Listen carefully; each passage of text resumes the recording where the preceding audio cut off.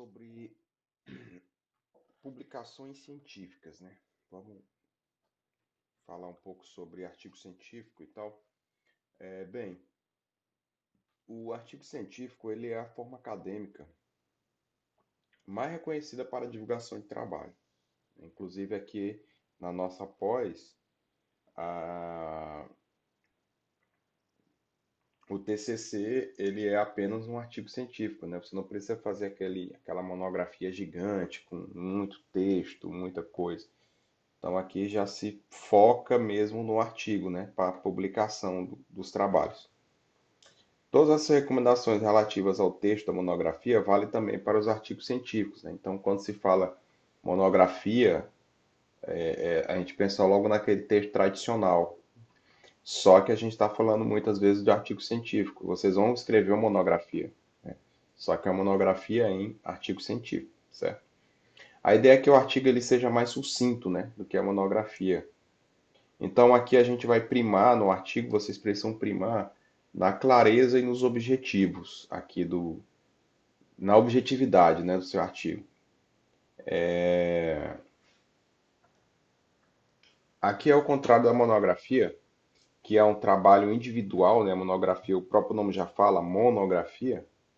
Aqui o artigo científico ele é um trabalho colaborativo. Então a ideia do artigo é que cada um faça um pedaço, né? Você tem uma colaboração de várias pessoas. Geralmente não tem muito um consenso da ordem ali dos autores que vão aparecer, né? Primeiro, segundo, terceiro. Só que se recomenda muito aqui. Às vezes, ordem alfabética, você coloca ali em ordem alfabética os autores, ou o que é mais comum, principalmente aqui no Brasil, o primeiro autor costuma ser o mais importante, ou seja, seria que no nosso caso seria vocês, o primeiro autor. Depois vocês colocariam os autores que foram ajudando no trabalho, né?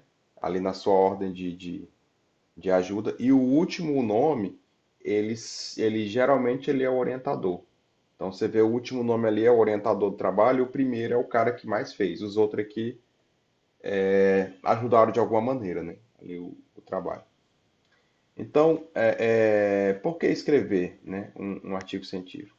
Então aqui a gente não vai escrever o que a gente não sabe o que dizer, né? Então a ideia aqui você precisa você vai escrever algo que você pesquisou, né? Que é fruto do seu projeto de pesquisa. Então aqui a ideia é que você não perca a linha com informações irrelevantes, desconexas, até porque aqui a ideia é que seja um texto curto, né? Geralmente é de 8 a 12 páginas. Então de 8 a 12 páginas para você descrever um projeto, vocês vão ver que de vocês vão ter trabalho para condensar isso tudo nessas 12 páginas aqui, ou 8. Certo? Então, às vezes você vai ter ali 16, 20, mas é muito difícil. O artigo ele não deve ser tratado como uma área de conhecimento, né? Mas ali uma transcrição objetiva das ideias, né? Do desenvolvimento, que você validou ali as suas consequências, né? Então, essa é a ideia do artigo. Ah, o artigo você precisa ter aqui na monografia você precisa ter os trabalhos correlacionados, né? Isso aqui é muito importante, a gente pode destacar aqui com vocês. Porque aqui a gente não vai aceitar, você não se aceita na academia, né? Você como aluno, você chegar para mim e falar assim, professor, eu estou fazendo aqui, nunca ninguém fez nada parecido com isso. Então aqui é complicado, porque o tempo parecido, primeiro, ele é muito flexível, né? E depois, quando você fala, não encontrei nada sobre isso, a ideia que vem é que você não pesquisou direito, né? Então, se você chega na banca, você fala com o professor que você nunca ninguém fez aquilo, né? A não ser que você seja um gênio, então tem algo de errado na sua pesquisa, né? Então, vocês precisam evitar cair nessa armadilha, tá? Mas e se realmente eu não encontrei nada, né? Então, o que que a gente pode fazer? Vai que o seu trabalho ele é muito específico, tem algo muito complexo, muito diferente, se realmente você não encontrou nada, o que que a gente vai fazer? que vocês podem fazer no trabalho de vocês. Então a ideia aqui é delimitar o escopo da pesquisa. Então a primeira coisa que você vai fazer é delimitar direitinho até onde que eu quero chegar, o que que eu quero fazer, né? Em vez de você dizer que procurou e não achou. Então a ideia aqui é fazer uma abordagem sistemática. Como que é essa abordagem sistemática? Eu falei em aulas anteriores sobre a revisão sistemática, né? Mostrei uma forma sistematizada de eu estar revisando, de eu estar buscando os trabalhos relacionados ao meu texto. Então aqui a gente pode fazer uma abordagem sistemática, que é algo parecido. Como é que é essa abordagem sistemática? Ah, eu vou classificar os artigos entre não relacionados, moderadamente relacionados e fortemente relacionados. Então aqui a ideia é o quê? Ah, esse trabalho aqui é muito parecido com o meu, então eu coloco ele fortemente relacionados. Esse aqui, o cara usou mais ou menos, tal, tal, beleza, moderado. Outro que não tem nada relacionado. Então, a primeira coisa que a gente pode fazer é estar separando esses trabalhos, né, de acordo com o relacionamento dele. E uma forma que a gente poderia estar escrevendo aqui, né, que é um exemplo mesmo de texto, né. Então vamos ver aqui. Ao proceder à revisão bibliográfica nos periódicos X, Y, Z, ó, eu já citei os periódicos. E citei o período que eu pesquisei, de 2013 a 2009. Não foram encontrados trabalhos que abordassem aí eu vou lá e coloco o tema. Pá, pá, beleza. Porém, os seguintes trabalhos, moderadamente relacionados, foram encontrados. Aí eu vou citar alguns trabalhos. Fulano de tal, ele utiliza a abordagem pá, pá, pá. Trabalho X utiliza a abordagem assim, assim, assado, que fica muito diferente da minha. Então aqui você já consegue escrever bem o seu texto, mesmo você não tendo encontrado trabalhos que fizeram exatamente o que você fez, tá? Então aqui, ó, veja que eu consegui amarrar o texto e eu consegui demonstrar que realmente eu pesquisei. E mostrar para o leitor que você pesquisou, né? Só que você não encontrou.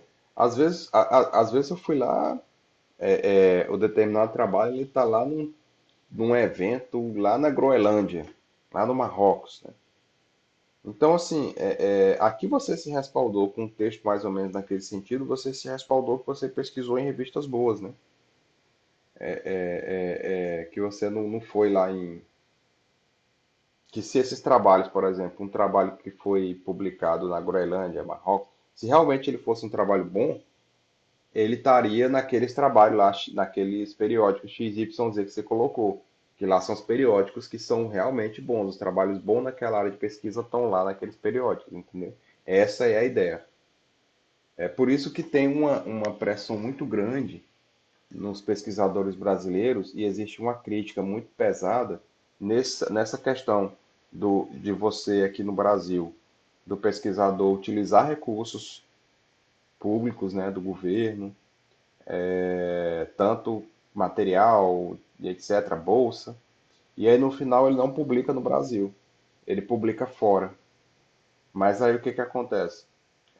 Se ele publica fora, o trabalho dele é muito mais visto, né? Ele tem uma visibilidade muito maior do que se ele publicasse no Brasil. E acaba que fica aquela, pô, o cara gastou dinheiro do governo, Universidade Federal, e não está valorizando aqui, né? Está publicando lá fora. Então tem meio essa crítica aí no mundo acadêmico, né?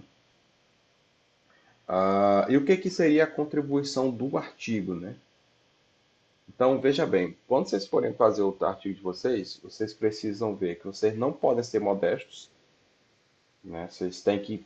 E também não pode exagerar. Então, a ideia é que você vá no equilíbrio, né? A virtude do trabalho de vocês vai ser o equilíbrio. Vocês não precisam mentir, exagerar demais e nem se rebaixar muito, né? Você tem que falar o que você fez.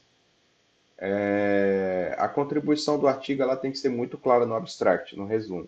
Vocês lembram lá que a gente falou quando eu fui falar de revisão sistemática, que pelo resumo eu já começo a ver o que, que eu não vou ler, né? Então o resumo é muito importante. Eu considero, eu considero, eu acho que o resumo ele tem que ser sempre atualizado, né? Você começa a fazer o resumo e você vai sempre atualizando e no final seria aquela revisão, você lê ele para ver se realmente ele está demonstrando tudo que você escreveu no seu trabalho. Porque às vezes você tem um trabalho muito bom, mas o resumo não caprichou direito, né? Deixou ele lá para o final, então não foi muito caprichado. e acaba que o seu trabalho passa despercebido. As pessoas veem o resumo dele e não interessa de ler, né? Ah, e como é que é a avaliação? Essa avaliação, a avaliação dos trabalhos, né? Eu enviei o trabalho aqui para a revista X, agora eu estou esperando a avaliação. Pois bem, aqui a ideia é que você precisa convencer aqui que os seus resultados estão corretos, né? Você precisa convencer que aquele teu trabalho é bom, essa é a ideia, né? Então, você simplesmente não deve assim acreditar que vai dar certo. Você tem que convencer o comitê avaliador, né? Então, a ideia é que eles façam uma leitura crítica, basicamente procurando os erros, né? Então, principalmente assim, conforme a revista vai tendo uma qualidade maior, né, um fator de impacto maior, então maior é o crivo, né, maior é a exigência para conseguir publicar naquela revista. E o que são esses veículos de publicação, né? Bem, o resultado da pesquisa, de vocês também, é necessário que a gente publique um veículo de comunicação para que a comunidade científica tenha acesso àquele trabalho, né? Porque se eu faço um trabalho e não publico, isso não é ciência. Eu não estou distribuindo conhecimento, não estou disseminando conhecimento, né? Ele ficou, o conhecimento morreu aqui. Então isso não é ciência. Então a ideia é que a gente publique os trabalhos. Então, quanto maior o impacto do veículo, ou seja, o número de pessoas que realmente ele atinge, maior é a dificuldade para se publicar ali. Veja, aqui tem a ideia do Qualis, né? Acho que vocês já ouviram falar. No Brasil a gente tem o Qualis, que começa Qualis A1 e ele vem descendo até o Qualis C, que é uma forma que a CAPES, no Brasil, a agência de pesquisa, ela viu de classificar os trabalhos.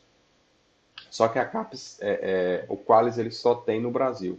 No resto do mundo se utiliza o fator de impacto, que esse fator de impacto é um valor que representa a quantidade de pessoas que vão se impactar pelaquela revista. Por exemplo, tem a revista Nature. Você já deve ter visto alguma coisa sobre ela. A Nature é a revista que tem o maior fator de impacto hoje. Então, os artigos que são publicados na Nature geralmente são aqueles artigos que a CNN usa, a ABC usa, a BBC Londres usa, a Globo usa, tá certo? São esses trabalhos que essas grandes corporações vão divulgar, né? Então, são trabalhos que têm um fator de impacto muito alto, tá? Então, geralmente quando você vai pesquisar, você dá uma olhada. Para nós aqui no Brasil, a gente olha um pouco o Qualis e olha também ali o fator de impacto, né? Principalmente se for uma revista internacional. A gente vai ter periódicos, que são revistas, né? Que eles são publicados constantemente ali em alguma determinada área. Eventos e conferências, workshops e seminários. Qual a diferença que os workshops e seminários, geralmente eles são eventos satélites, né? Eu tenho um evento gigante, aqui um evento maior, e eu tenho eventos pequenos ocorrendo ali com ele. Então esses são os workshops e os seminários. A gente vai ter os livros, os capítulos de livro, que são bastante valorizados, né? Hoje um pouco essa questão do capítulo de livro está banalizando um pouco. O pessoal está fazendo aí um comércio aí, meio que para essas publicações desses capítulos de livro, né? A gente vai ter os veículos de publicação internacional, que geralmente são em língua inglesa, né, para ter um fator de impacto maior. A gente tem os nacionais, que são publicados apenas aqui no Brasil, em língua portuguesa. Os regionais e os locais, né? Não tem muito o que discutir. Bem, e existe a questão da ética no envio dos artigos, né? Que, veja bem, quando você envia um trabalho para um periódico, para um evento, você se comprometeu em não enviar esse trabalho novamente em outro texto, né? Existe algo que chama que é o autoplágio, que é o cara que ele pega o mesmo trabalho, só muda ali uma abordagem e ele vai publicar em outro lugar. Por exemplo, testando aula de química com tablet Samsung numa turma do ensino médio, segundo ano D. Aí depois eu vou publicar um outro trabalho, testando química num tablet LG na turma, mesma coisa, só mudou o tablet. Que contribuição que eu estou dando para a ciência, né? Eu estou pesquisando sobre o tablet ou estou pesquisando sobre química, tá certo? Ou então, abordagem, não sei o que no primeiro ano, depois a abordagem, não sei o que no segundo ano. Não, mudou nada, né? Então, isso a gente chama de autoplágio, né? Outra coisa, ele deve ser submetido apenas uma vez, né? Então, a ideia é que você submeta e aguarde a resposta que é revista para você mandar para outro lugar, tá bom? Aí tem também a questão do plágio, né? O plágio é a apropriação indevida de ideias e textos de outras pessoas. Basicamente é quando eu trago um texto e não vou referenciar ele, eu não digo quem foi que escreveu aquele texto. Então aqui aqui é muito bom para que os alunos, essa frase aqui, a gente perceba que agora na era da internet é muito fácil de plagiar, né? A gente tem acesso a muita informação, muito conteúdo. No entanto, é muito fácil também detectar cópia, né? Porque antigamente, quando você pegava ali na internet, você pegava um artigo qualquer, dificilmente o professor ia ter acesso àquele artigo também, né? Mas hoje, com a internet, o professor tem acesso, né? Então tem que tomar muito cuidado.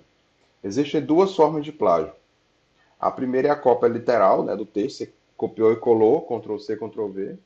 E a outra é você copiar a ideia, né? Você não repete as palavras, você não utiliza a mesma lógica, você muda a formação do texto. No entanto, você não diz a fonte, né? Que é uma fonte indireta, etc. Então isso é o plágio. Tá bom? Obrigado.